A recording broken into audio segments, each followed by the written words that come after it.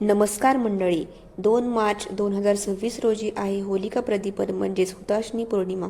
तर या पौर्णिमेचा कालावधी 2 मार्च 2026 रोजी सायंकाळी 5:55 सुरू होऊन 3 मार्च 2026 रोजी सायंकाळी 5:07 या पौर्णिमेचा कालावधी असणार आहे.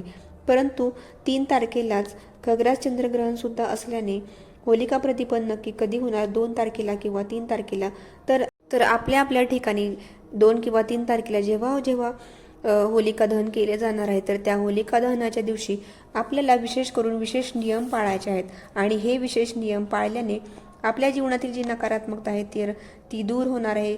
तसेच या होळीचे काही विशेष नियम आहेत, तर ते आपण या व्हिडिओतून जाणून घेणार आहोत. तसेच या होलिका दहनामध्ये आपण कोणकोणत्या गोष्टी अर्पण करायच्या आहेत, प्रत्येकाच्या राशीनुसार वेगवेगळ्या वस्तू अर्पण करण्याचा एक व्हिडिओ मी आपल्या चॅनलवरती आहे, तर तो सुद्धा तुम्ही नक्की जाऊन बघा.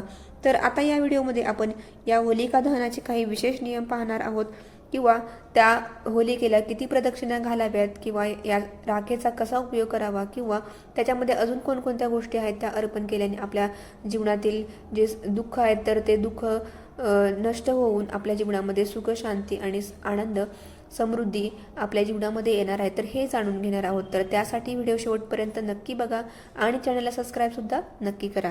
चला तर बघूया होलिका दहनाच्या दिवशी कोणकोणते विशेष नियम आपण पाळले गेले पाहिजेत.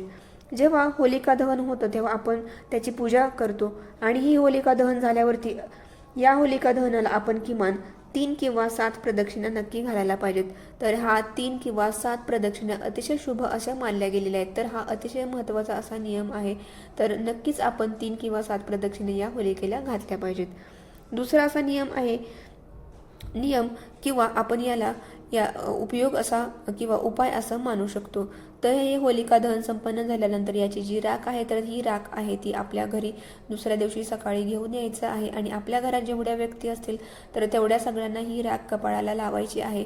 तर याने आपल्याला खूप सारा फायदा होणार आहे, किंवा जी आपल्यातील किंवा आपल्या घरातील जी नकारात्मकता आहे तर ती नकारात्मकता दूर करण्यासाठी याचा नक्कीच फायदा होतो. त्याचबरोबर या राख्यामध्ये थोडे पाणी मिसळून हे पाणी आपल्या घरामध्ये सगळीकडे शिंपडायचं आहे. याने आपल्या घरातील नकारात्मकता दूर होण्यासाठी नक्कीच फायदा होतो. तर या राखेचा आणि या होळीच्या दिवशी तुम्ही याचा अतिशय असा साधा आणि सोपा उपाय नक्की करावा. त्याचबरोबर काही जणांची खूप दिवसांपासून एखादी समस्या असते तर ती सुटत नसते. तर अशा वेळी एक सुका नारळ आपल्या डोक्यावरून 7 वेळा उतरवून तो होलिका दहनाच्या अग्नीमध्ये टाकावा. असे केल्याने ती समस्या आहे तर ती सोडवण्यासाठी नक्कीच फायदा होतो. तर अशा प्रकारे हे काही विशेष नियम आहेत, तर हे पाळले तर आपण आपली होळी आहे ती अतिशय आनंदाने आणि उत्साहाने साजरी करून आपल्या जीवनातील जे दुःख, कष्ट आहेत तर ते दूर जाऊन आपल्या आयुष्यामध्ये सुख, समृद्धी आणण्याचा अतिशय असा हा शुभ दिवस मानला गेलेला आहे. त्यामुळे होलिका दहनाला विशेष असं महत्त्व आहे. आणि या होलिका दहनाला तुम्ही सुद्धा अशा प्रकारे नक्की हे नियम पाळा आणि अग्नीमध्ये वेगवेगळ्या वस्तूसुद्धा अर्पण करा. याचा नक्कीच फायदा होईल. आणि अगदी साधे सोपे सुद्धा उपाय आहेत, तर याचा सुद्धा व्हिडिओ आपण चॅनलवरती अपलोड केलेला आहे, तो सुद्धा तुम्ही नक्की बघा. आणि होलिका दहनाच्या दिवशी नक्की हे तुम्ही उपाय करून बघा, याचा नक्कीच फायदा होईल. आणि अगदी साधे सोपे नियम आहेत. साध्या सोप्या उपायांनीच आपल्या जीवनामध्ये जर आनंद, सुख, समृद्धी येणार असेल तर नक्कीच या गोष्टी आपण करायला पाहिजेत. तर ही महत्त्वपूर्ण माहिती आवडली असेल तर आपल्या या चॅनलला नक्की लाईक, शेअर आणि सबस्क्राईब करा. भेटूया नंतर अशीच एक महत्त्वपूर्ण माहिती घेऊन. धन्यवाद.